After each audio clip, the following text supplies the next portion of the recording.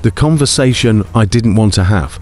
It was a Wednesday afternoon, and the office was quieter than usual. I sat at my desk, staring at my screen, but I wasn't really seeing anything. My mind was spinning. I had just gotten off the phone with a client, and frankly, I was furious.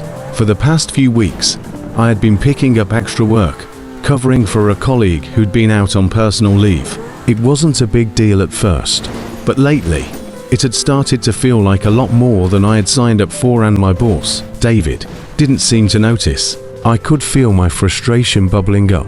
As much as I hated confrontation, I knew I couldn't keep letting this go. I had to talk to him.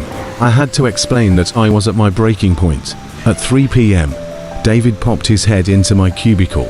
"Hey, got a minute?" he asked, his voice light, like everything was fine. "Sure," I said, trying to sound casual. I stood up and followed him into his office, my heart pounding a little faster than usual. As I sat down, David shuffled some papers on his desk.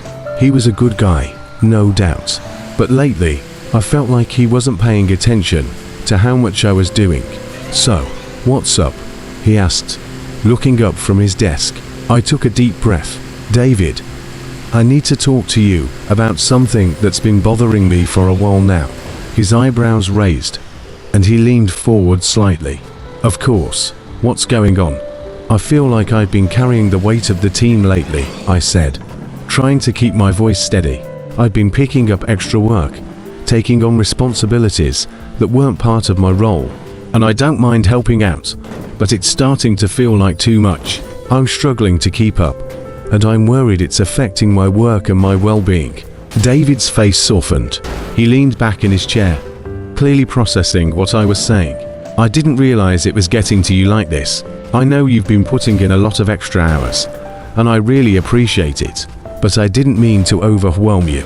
I felt a wave of relief, but I wasn't done. "I know you appreciate it, and I want to do a good job, but it's hard to do my best when I'm juggling so many things at once. I haven't had a chance to focus on the projects that matter most to me, and I don't think I'm performing at my best right now." David nodded thoughtfully. "I hear you. I didn't mean to put you in that position. I guess I didn't realize how much I was asking of you.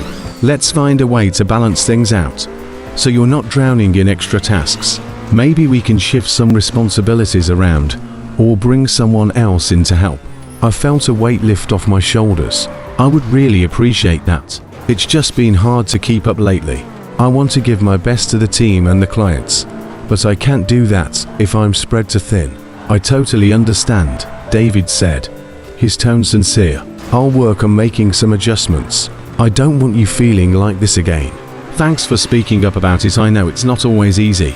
We spent a few more minutes discussing the specifics of how we could rearrange some tasks and responsibilities, and by the end of the conversation, I felt a lot better.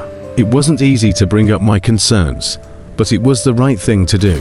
David appreciated my honesty, and we both walked out of that meeting with a clearer understanding of each other's expectations.